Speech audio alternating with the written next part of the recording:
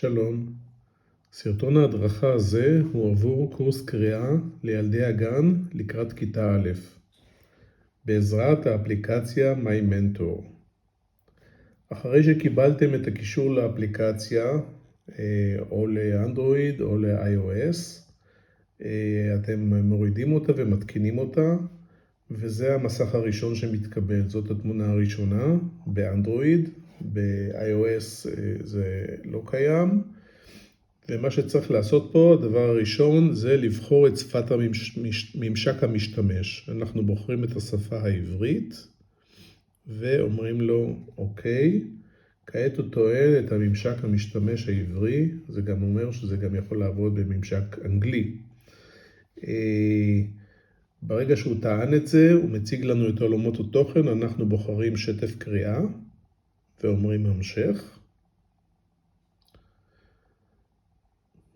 מוצג לנו תנאי השימוש שאנחנו צריכים להסכים להם, ומסך של הודעת ברוכים הבאים עם אפשרות להיכנס או להירשם.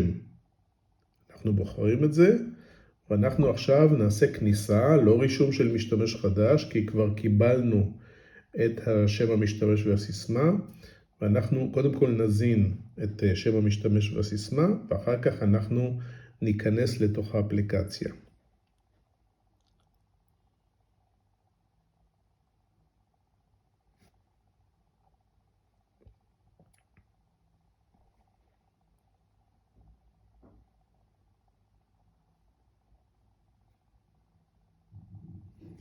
אוקיי, הזנתי, ועכשיו אני לוחץ על כניסה. עכשיו האפליקציה ניגשת לשרת ומביאה את כל השיעורים של הקורס. כל התרגילים האלה הם של הקורס.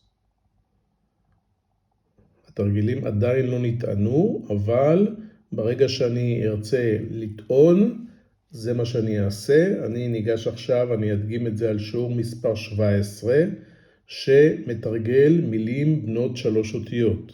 אז מה שאני עושה, דבר ראשון, דרך אגב, השיעור הזה הוא למעשה באמצע הקורס.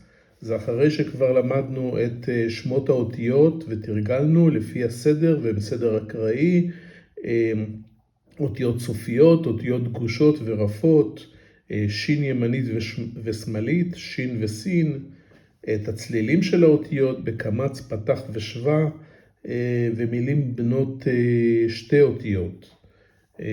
אך לאחר מכן אנחנו נמשיך ונתרגל מילים בנות 4 אותיות, ואז נגיע לסיפורים.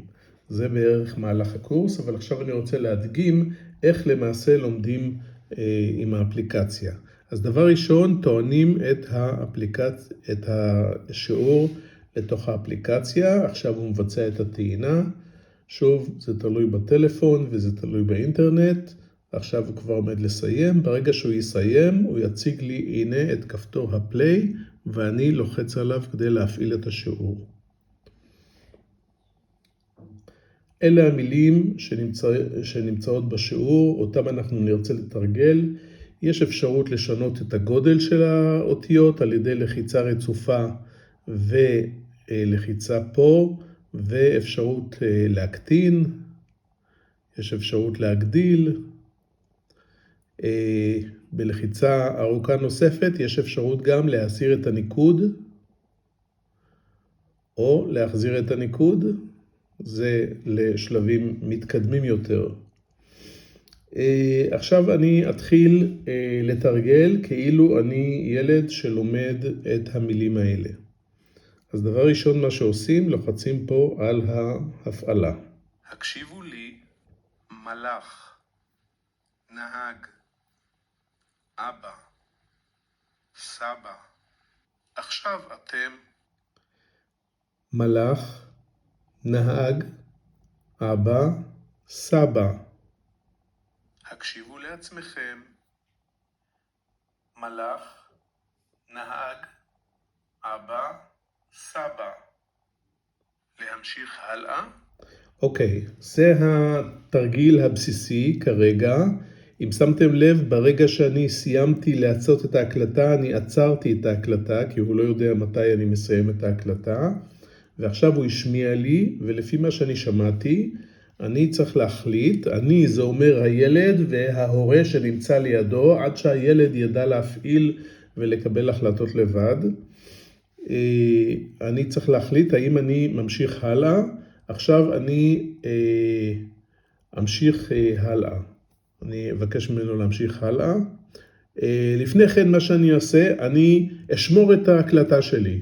הנה אני לוחץ פה.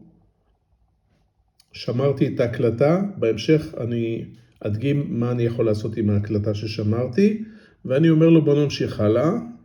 טוב, נמשיך הלאה. הקשיבו לי, נגר, אבז, חלב. אני עוצר את זה כרגע, מכיוון שהוא חוזר, זה למעשה התרגול חוזר על עצמו. הוא משמיע לי את המילים, אחר כך אני צריך לקרוא את המילים, ואני שומע את ההקלטה שלי, ואני מחליט אם להמשיך או לתרגל את זה שוב.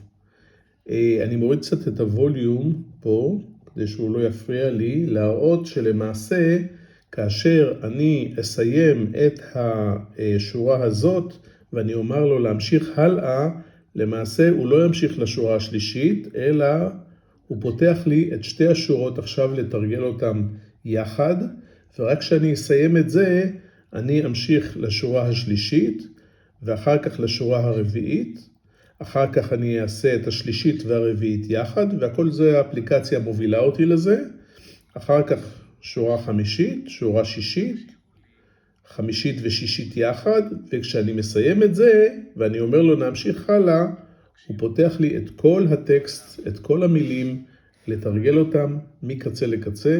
כאשר אני אסיים את התרגול הזה, אני אדע לבצע, אני למעשה אדע לקרוא את זה טוב, ובתנאי שלא אמרתי לו להמשיך הלאה, בלי שקראתי טוב את מה שקראתי. אני עוצר את זה פה, וכרגע מה שאני אעשה, אני אנסה לשנות את מהלך השיעור. מה הכוונה? שמתם לב ששורה אחת היא שורה בסיסית, אבל יכול להיות שהשורה הזאת היא ארוכה מדי לחלק מהילדים, או קצרה מדי לילדים אחרים. ולכן מה שאנחנו יכולים לעשות, אנחנו יכולים להיכנס פה לגלגל שיניים, להגדרות של השיעור, ולשנות את גודל יחידות הלימוד. לדוגמה, אם אני פותח פה את הקטעים שהיה סגור קודם, אני פותח את זה, ואני חוזר לשיעור. ברגע שאני אבחר שורה מסוימת, הוא לא יציג לי, הוא לא יפתח את כל השורה לקריאה, אלא רק חלק ממנה. שימו לב. אוקיי? ואם אני ממשיך הלאה, זה יעבור לחלק השני של השורה, ורק אם אני אמשיך הלאה, זה יעשה את כל השורה, ואחר כך למעשה את החלק הבא, ולחלקים יותר קטנים. באותה מידה, אני יכול גם להיכנס ולהגיד לו, שאני רוצה ללמוד חלקים יותר גדולים, ואז אם אני לוחץ, אז הוא נותן לי את שתי השורות במכה אחת. בצורה כזאת אני יכול להתאים את הרזולוציה, את עומק התרגול, לפי היכולות של הילד. בצורה כזאת למעשה כל השיעורים מופעלים באותה שיטה. מה שאני ממליץ לעשות זה להיכנס להנה ולהעביר את תוספת הזמן מ-15%, להגדיל את זה ל-400%, כדי שזה ימנע מצב שהאפליקציה למעשה חותכת את הילד, אם הוא לא מספיק לקרוא במהירות שהאפליקציה קראה. זהו, כרגע אני אצא מהשיעור, פה על ידי לחיצה לרשימת שיעורים, ואם אני חוזר לשיעור, ועכשיו אני לוחץ לא על פליי, אלא על הטקסט של השיעור, אני למעשה מקבל את הנתונים על השיעור, כולל למטה ההקלטות שלי לשיעור זה. אם אני לוחץ, אני מקבל פה את ההקלטה, שאני עכשיו אקשיב לה,